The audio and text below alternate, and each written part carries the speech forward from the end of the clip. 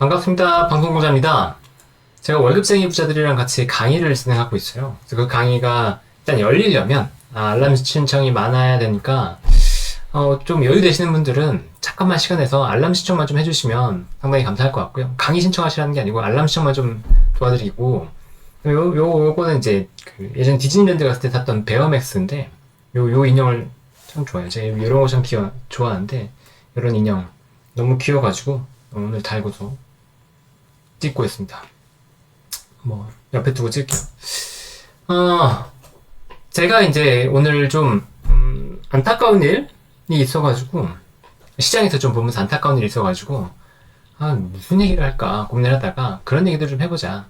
전에 이제 그 고려여행 관련해서 찍을 때 좀 놀랬거든요. 뭘 놀랬냐면 댓글에 공개 매수가 뭔지, 자사주 매입 소각이 뭔지부터 설명을 해야지 대뜸 설명을 하면 되겠냐, 이런 댓글이 있어서 굉장히 놀랬어요. 그러니까 저는 뭔가 제공을 할 때, 정보를 제공할 때 좀 분석을 하고서 좀 의미 있는 내용을 전달해 드려야 되겠다 라는 생각만 좀 했었거든요. 근데 그렇게 기초적인 것에 대해서 물어볼 줄은 사실 몰랐어요. 그런 것들은 저는 당연히 안다고 생각했던 것들이 생각보다 모르는 것들이 많을 수 있겠구나, 그러면 차분히 좀 얘기 드리는 컨텐츠가 필요할 수도 있겠구나라는 생각을 먼저 했고요. 그래서 이제 오늘 주제는 삼성전자를 가지고 왔는데, 아마 삼성전자 가지고 계신 분들이 많겠죠. 그래서 지금 왜 그런지, 지금 어떻게 판단해야 되는지 잘 모르는 상태에서 그냥 어떻게 하시는 분들도 분명히 계실 것 같아서, 제가 지금 삼성전자를 어떻게 보는지, 그리고 앞으로 어떻게 판단해야 되는지에 대한 근거, 무엇을 봐야 될지에 대한 얘기들을 좀 드리려고 합니다. 그럼 그 전에 안타까웠던 건 뭐냐? 오늘 영풍정밀과 고려아연이 상한가를 기록했어요. 둘 다 상한가를 기록했는데, 고려아연은 상한가를 기록할 만했어요. 사실은. 왜냐면 고려아연 같은 경우는 최시가와 장시가가 공개 매수가 이미 다 끝났고, 이게 지금 유통 주식수가 이제 만약에 최시가 다 매수했다 그러면 유통 주식수가 한 90만 주밖에 안 남거든요. 그럼 이 중에서 절반을 누가 빨리 가져가냐에 따라서 싸움이 완전히 바뀌게 되는 거잖아요. 그래서 이제 완전 품절주 상황이 됐기 때문에 이 공개 매수 경쟁이 벌어질 거다라는 이제 생각이 드는 거죠. 그러면 당연히 품절주시가 있으니까 고려아연은 올라갈 수 있어요. 그런데 영풍정밀은 다르거든요. 영풍정밀 같은 경우는 최시가 이미 70%를 확보했고 장시가 쪽에서는 이제 21% 정도를 가지고 있죠. 그러니까 91%가 잠긴 거예요. 그러면 나머지 9%가 품절주라는 이유로 단순히 올랐을 뿐이에요. 공개 매수 추가적으로 없고, 여기는 경영권 분쟁이 없어요. 장시든 최시든 여기서 추가적으로 살 이유가 없어요. 그런데 개인들이 단순히 매매를 한 거죠. 매매를 위한 매매를 해서 이건 작전주처럼 올렸단 말이죠. 그래서 영풍정밀이 오른 것은 좀 안타까워요. 사람들이 알고서 그럴 수도 있고, 아니면 모르고서 그냥 오르니까 따라 샀을 수도 있는데, 이런 투자가 좀 이루어지지 않았으면 좋겠다라는 마음이 있거든요. 그래서 좀 그런 얘기들 좀 드려볼까 합니다. 일단 삼성전자 하면 우리나라의 대표 기업인데 얼마만큼의 대표 기업이냐 잘 모를 수도 있어요. 삼성전자의 시가총액은 보통주와 우선주로 나뉘죠. 보통주 같은 경우는 350조 원 정도 되고 있고, 우선주를 합하면 우선주가 한 40조 원 가까이 되거든요. 그래서 390조 원 정도 됩니다. 오늘 주가가 빠져서 약간 밀렸을 거예요. 그런데 시가총액이라는 걸 모를 수도 있으니까, 시가총액의 개념은 주가 곱하기 총 주식수예요. 그러니까 주식수가 적으면 뭐 주가 자체가 높을 수도 있겠죠. 뭐 100만원, 200만원짜리가 나올 수도 있는 건데, 주가가 비싸다고 해서 회사가 비싼 게 아니고 시가총액이 비싸야지만 비싼 회사가 되는 거죠. 이거는 뭐 대부분 아실 테니까 넘어가다 보면. 그럼 전체 시장의 시가총액은 얼마 정도 되냐?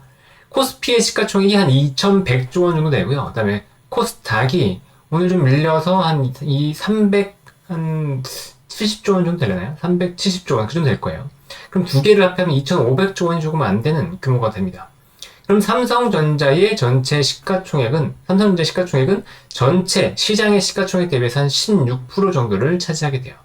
코스피만 따지면 코스피의 시가총액이 2,100조 원 정도 되니까 코스피에서는 한 20% 가까이 되는 거죠. 400조 원이 좀 안 되니까 20%가 조금 안 되는 수준이 됩니다.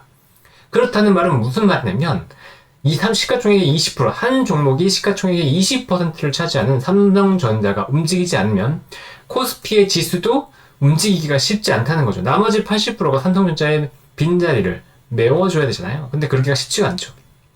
그리고 LG에너지솔루션의 시가총액 2등인데 LG에너지솔루션도 2차전지가 부진하면서 안 좋았었고, 그다음에 SK하이닉스도 반도체를 여기기 때문에 같이 안 좋다 그러면 이 4개의 기업의 시가총액이 또 한 40% 정도 가까이 된단 말이에요. 그러면 코스피가 움직이기 쉽지 않았다라는 거죠.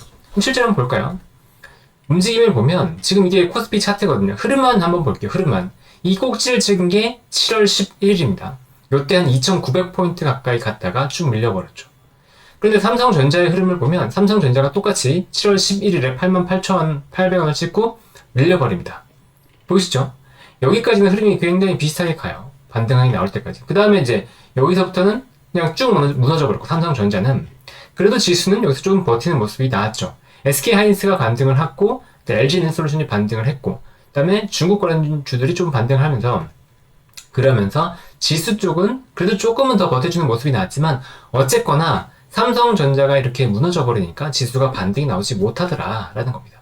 그럼 삼성전자가 무너지면 단순히 삼성전자만의 이슈냐? 그렇지가 않다는 거죠. 왜냐면 잘 생각해 보시면 삼성전자는 이 혼자 사업하는 게 아니잖아요. 삼성전자에 납품하는 수많은 기업들이 있단 말이죠.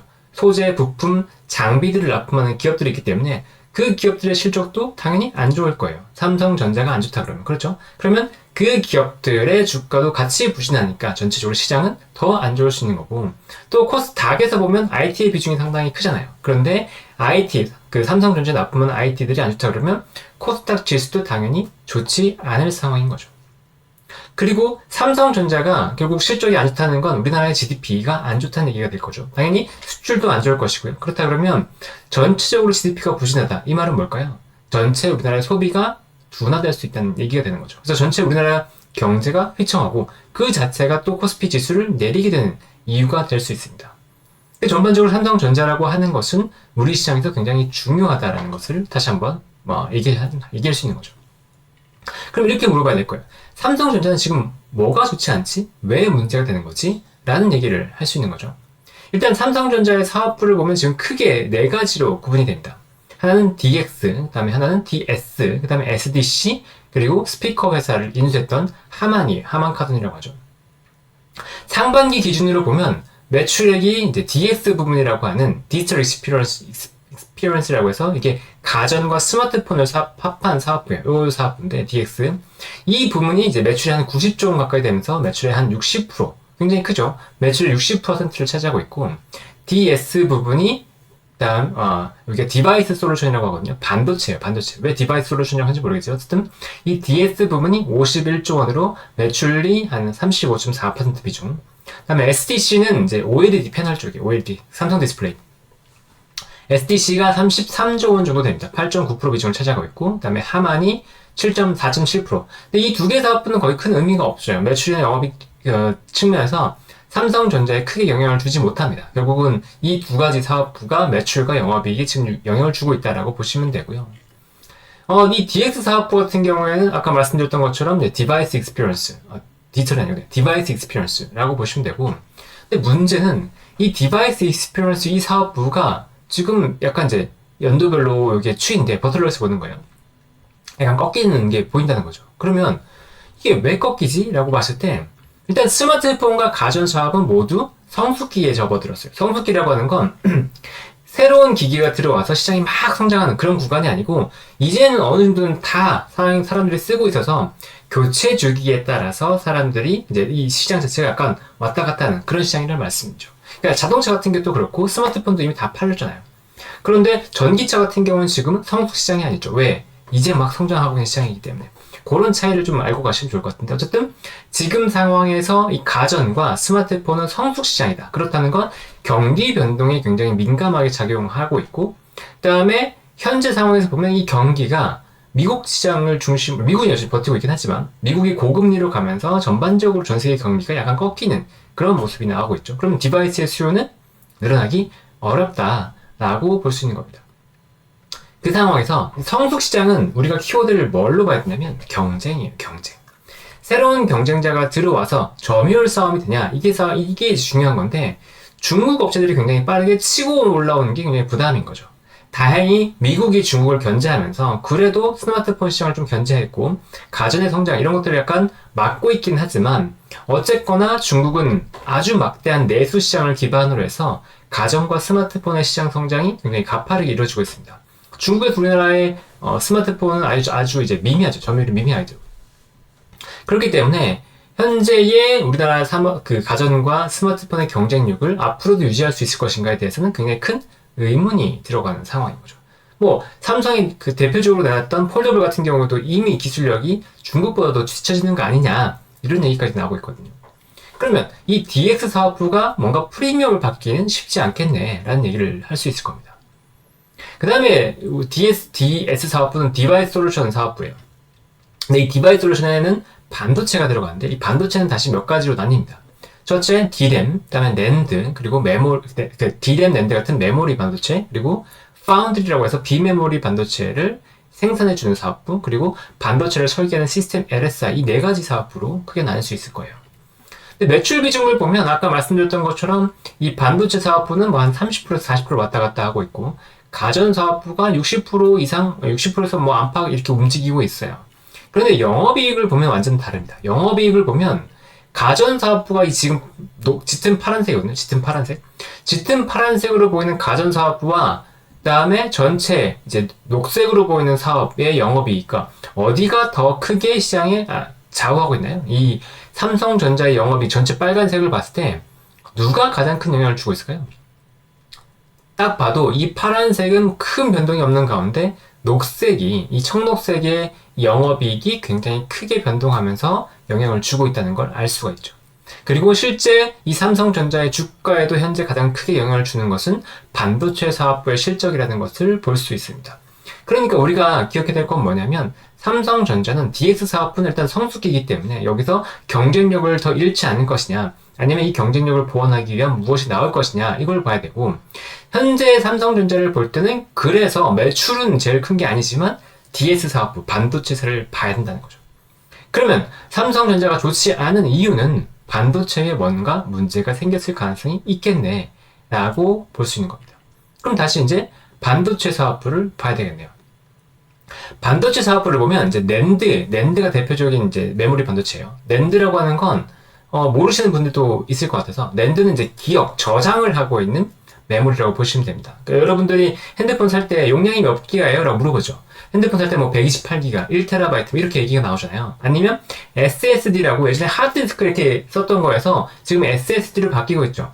이 SSD에 들어가는 게 낸드 플래시라고 보면 됩니다. 근데 이 낸드 플래시는 아까 말씀드린 것처럼 IT 기기에 들어간단 말이에요. SSD는 뭐 PC나 노트북에 들어가고 그다음에 스마트폰 이런 곳에 이런 디바이스에 들어가야 돼요. IT 기기. 그러니까 반대로 얘기하면 IT 기기가 잘 팔려야지만 낸드의 수요가 늘어난다라고 볼 수 있는 거죠. 근데 최근 동향을 보면 경기가 별로 안 좋다고 말씀드렸잖아요. 삼성전자의 스마트폰과 그다음에 가전 사업부가 그렇게 좋은 건 아니라고 말씀드렸죠.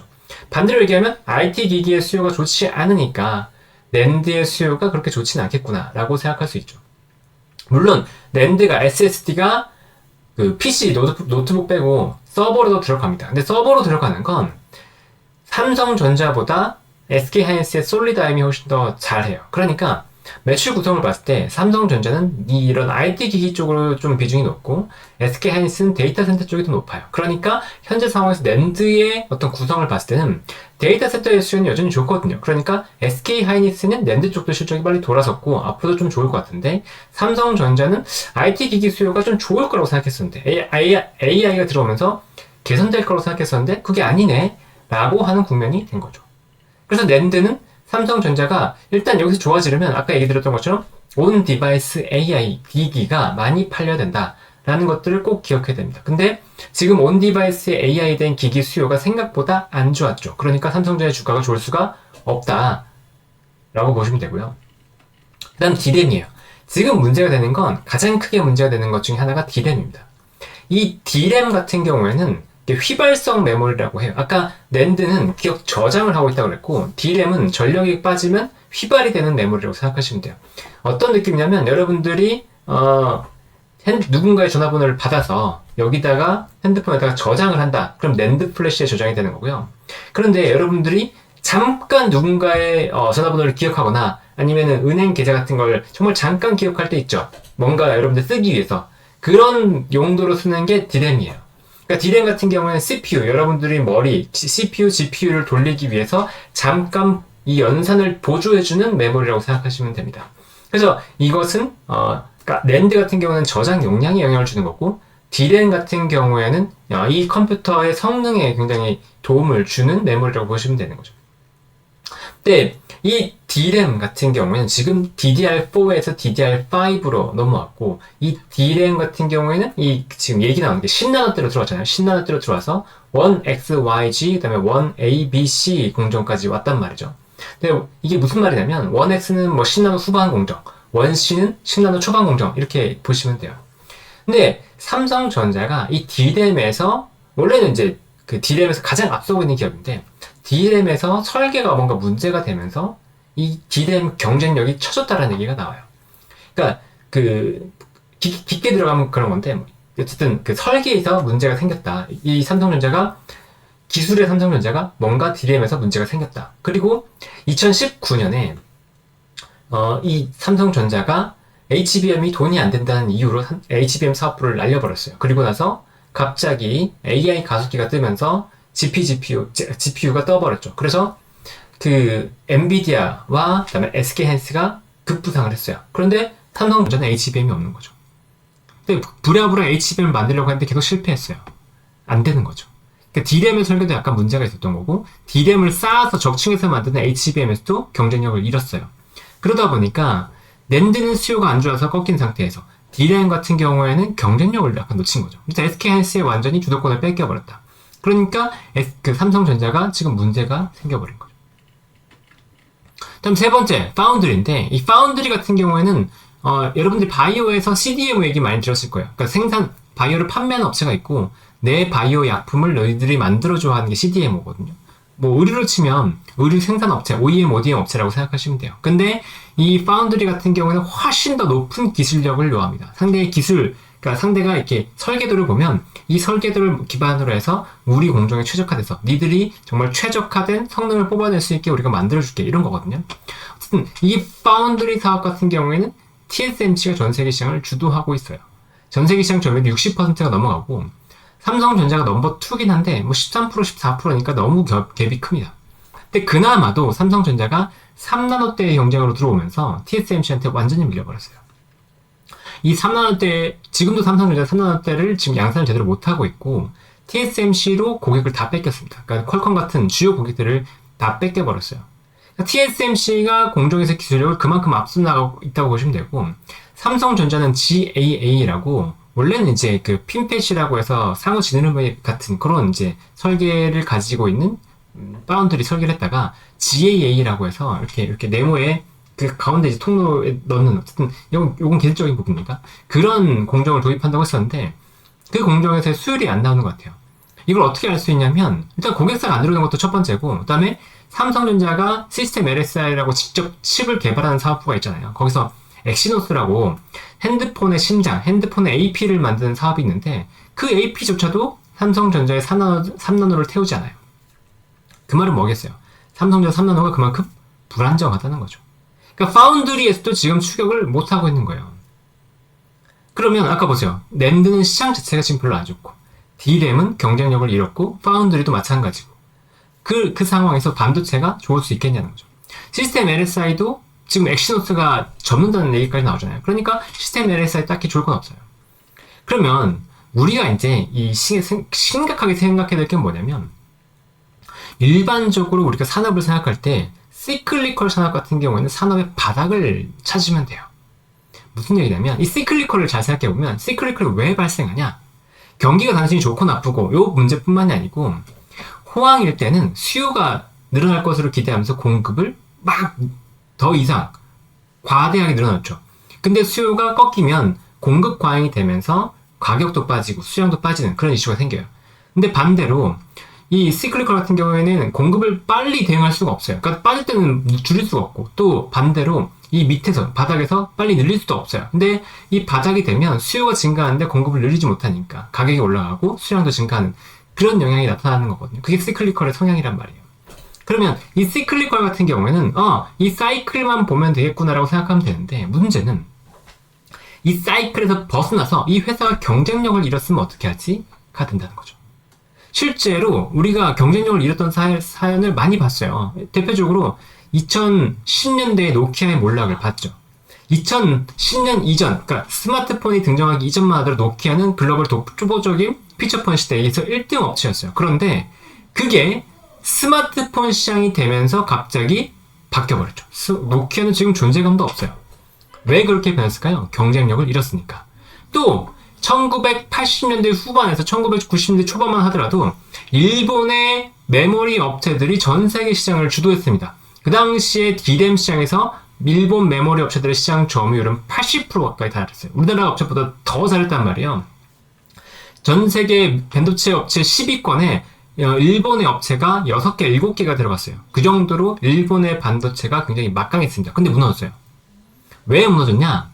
그때 PC가 본격적으로 등장했단 말이죠. 퍼스널 컴퓨터. 여러분들 쓰고 있는 PC가 등장하기 시작했었는데 그 PC에는 기존의 메모리는 그 서버용 대형 컴퓨터, 뭐 슈퍼컴퓨터라고 하는 그런 컴퓨터에 사용되는 아주 고사양의 메모리였어요. 그런데 PC에는 저가형으로 그냥 대충 적당한 퀄리티로 만들어서 납품하면 되는 거였단 말이죠. 근데 일본은 그 대응을 잘 못했어요. 그 대응을 잘했던 게 삼성전자였던 거죠. 어쨌든 그러면서 삼성전자가 성장을 했고 일본 업체들은 경쟁력을 순식간에 잃었습니다. 80%에 달했던 점유율이 지금 10% 되지 않아요. 그러니까 경쟁력을 상실하면 이 사이클에서 벗어나서 완전히 무너져 버릴 수 있는 거죠. 최근에 또 누굴 봤죠? 인텔. 인텔도 무너져 버렸잖아요. 인텔이 비메모리 반도체 쪽에서 완전히 압도적인 경쟁력을 가지고 있었고, 그다음에 인텔은 이 설계를 하는 게 있어서 외계인이 한다라는 얘기까지 나왔었는데 그 경쟁력을 잃어버렸죠. 그래서 지금은 엔비디아한테도 완전히 밀려버렸잖아요. 그러니까 마찬가지로 이 삼성전자가 지금 현재 사이클의 문제이냐 아니면 경쟁력을 상실한 것이냐, 이 두 가지를 지금 우리는 굉장히 면밀하게 봐야 됩니다. 만약에 경쟁력을 상실한 것이라면 지금 주가에서 더 밀릴 수 있는 거고, 만약에 사이클 문제라고 한다면 반등이 나올 거예요. 왜냐면 이번 반도체 사이클은 이번에 반도체 가격이 올라가면서 반도체가 좋았잖아요. SK하이닉스랑 삼성전자가 같이 반등이 나왔단 말이죠. 88,800원까지 반등이 나왔어요. 그 구간에서 반도체에 증설이 없었어요. 보통은 호황 사이클에서 증설이 나온다고 말씀드렸잖아요. 근데 과감한 어떤 그 대규모의 증설이 없었단 말이에요. 그러면 오버캐파가 없었어요. 그렇기 때문에 수요가 생각보다 작아서 지금 사이클이 내려갔거든요. 그런데 수요만 바로 반등한다 그러면 오버캐파가 없었기 때문에 주가가 다시 갈 수 있어요. 이게 사이클의 힘인 거죠. 그러니까 SK하이닉스 반등 나오잖아요. 그쵸?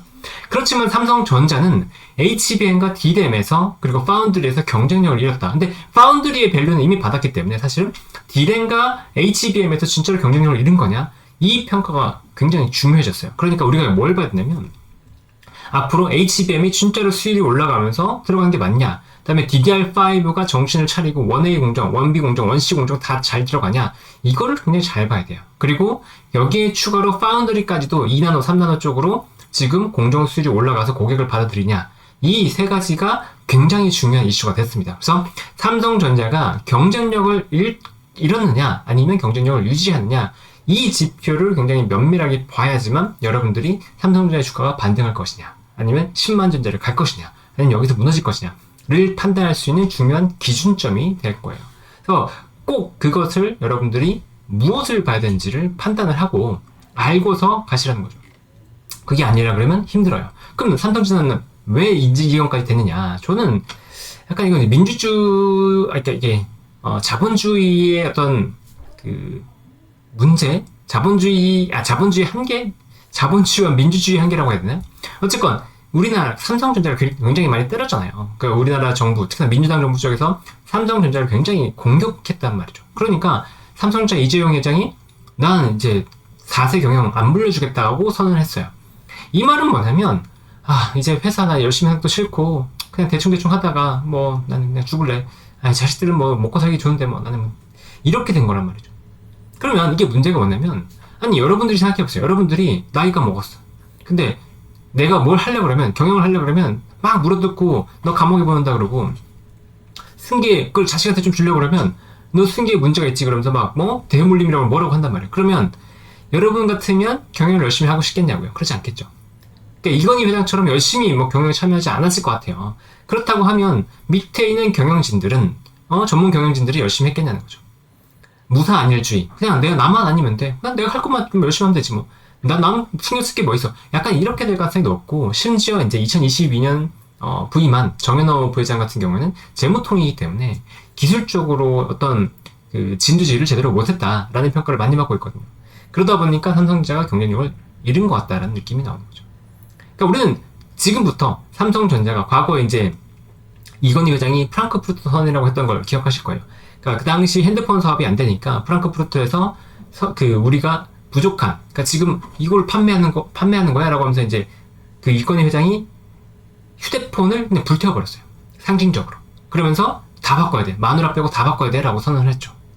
어쨌든 그런 어떤 대대적인 혁신이 나오면서 삼성전자가 다시 한번 기술적으로 치고 갈 수 있는 그런 계기를 만들 것인지, 저력은 있으니까 그럴 것인지, 아니면 지금처럼 경쟁력을 좀 잃고 점점 힘을 잃어갈 것인지, 이건 이제 굉장히 중요한 기로이기 때문에 여러분들이 잘 살펴볼 필요가 있을 것 같습니다. 오늘 얘기는 여기까지고요. 지금이랑 조금 다르겠죠. 왜냐면 제가 계속 하다 보니까 블로그 유저랑 유튜브 유저랑 좀 다른 것 같아요. 그래서 어차피 원소스 멀티 위주로 가자라는 생각도 좀 갖고 있고, 그 다음에 굳이 이제 유튜브 중심으로 막 뭐 만들려 보니까 부담이 너무 돼가지고 그냥 글을 쓴 다음에 이것들을 차분하게 여러분들한테 알려드리고, 따로 이제 영상으로 꼭 뭔가 필요하다 그럴 때 이제 영상을 가지고 와서 얘기를 드릴까 하고 있습니다. 뭐 바뀐 것들이 조금 불편하실 수도 있겠지만 제가 길게 가기 위한 거니까 이해 부탁드리고요. 그럼 저는 또 다음에 또 좋은 얘기로 찾아뵙도록 하겠습니다. 여러분 안녕, 모두 행복하세요.